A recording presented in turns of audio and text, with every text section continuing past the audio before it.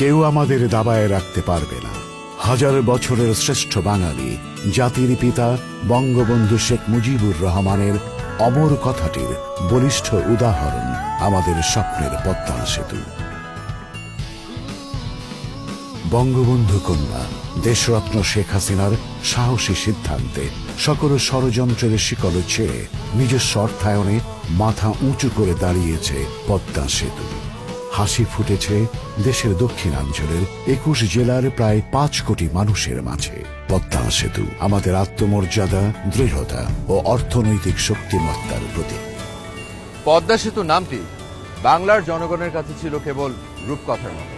জনগণের স্বপ্ন বাস্তবায়নের স্বপ্ন সারথি এবং দূরদর্শী এক রাষ্ট্রনায়কের অসীম সাহসিকতা আর পর্বতসম আত্মবিশ্বাসের বাস্তব প্রতিফলনই আজকের এই পদ্মা সেতু।